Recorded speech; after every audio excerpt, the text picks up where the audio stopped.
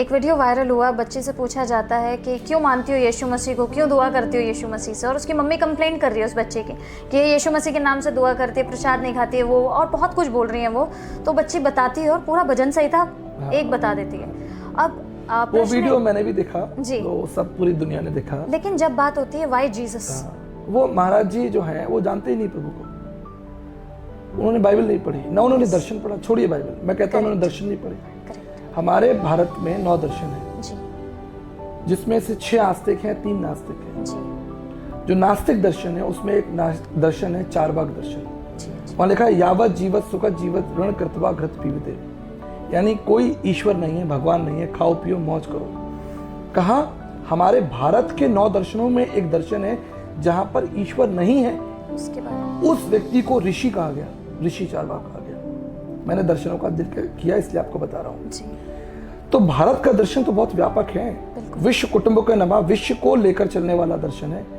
अगर कोई चीज विश्व के किसी कोने से किसी समाज के लिए, मनुष्य के लिए अच्छी है तो सबके लिए अच्छी है। तो प्रभु यीशु मसीह आपने पढ़ा ही नहीं प्रभु के बारे में, आप पढ़ लो तो आप जानोगे। जिसकी महिमा स्वामी विवेकानंद कर रहे हो जी, जिसकी महिमा डॉक्टर सर्वपल्ली राधाकृष्णन जी ने की हो, आप उसका विरोध कैसे कर सकते हैं? महात्मा गांधी ने उनकी महिमा गाई है जी, आप भारत के तमाम तत्वदर्शियों को उठाकर देखिए, राजा राम मोहन राय, ब्रह्मपाद उपाध्याय, नारायण वामन तिलक, पंडित धर्म प्रकाश शर्मा जी, साधु सुंदर सिंह, पंडिता रमाबाई जैसे, आचार्य दयाप्रकाश जी जैसे महान तत्वदर्शी जिन्होंने दर्शन का अध्ययन किया, उन्होंने प्रभु की महिमा लिखी है, महिमा गाई है। तो इस तरीके के जो बाबा हैं उन्हें कुछ पता नहीं, उन्होंने क्योंकि दर्शन का अध्ययन कुछ किया नहीं।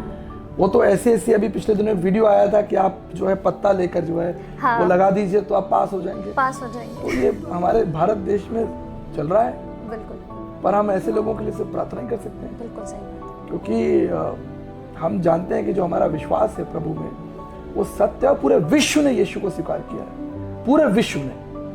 आप दुनिया के किसी कोने में चले जाइए, किसी शहर में चले जाइए, किस दुनिया के, China, Africa, New Zealand, Burma, Turkey, Spain, Sri Lanka, Holland, Poland, कहीं चले जाइए, दुनिया के हर एक गांव के अंदर, शहरों के अंदर प्रभु की महिमा है। बिल्कुल, तो ये तो वो लोग हैं जिन्हें ना तो बाइबल पता ना दर्शन पता, बिल्कुल सही। इसलिए वो ऐसी बातें, भ्रामक बातें समाज में कह देते हैं और उनसे इनको पॉपुलैरिटी मिल जाती है, वो ट्रेंडिंग हो जाती है। वो ट्रेंडिंग हो जाता है, पर वो ट्रेंडिंग ज्यादा दिन चलता नहीं। बिल्कुल सही बात है ना। जो सत्य है वो सनातन के लिए है, जो असत्य झूठ है वो पल भर का है। आपने कुछ ही मिनटों में हमारा और हमारे दर्शकों का आज व्यापक तरीके से कहें तो सही मायनों में परमेश्वर की बताई हुई लाइफ के बारे में हमारा जो एक नज़रिया है उसको और ज़्यादा ब्राइटन किया है, उसके लिए आपका बहुत बहुत धन्यवाद। लेकिन दर्शकों, एक बहुत ही अच्छी चीज़, जब तक पूरा सत्य ना पता हो आप किसी निष्कर्ष तक मत पहुँचिए, क्योंकि जैसा आपने बताया, तुम सत्य को जानो, सत्य तुम्हें आज़ाद करेगा, यही बाइबल कहती है। और परमेश्वर यीशु मसीह का नाम लेना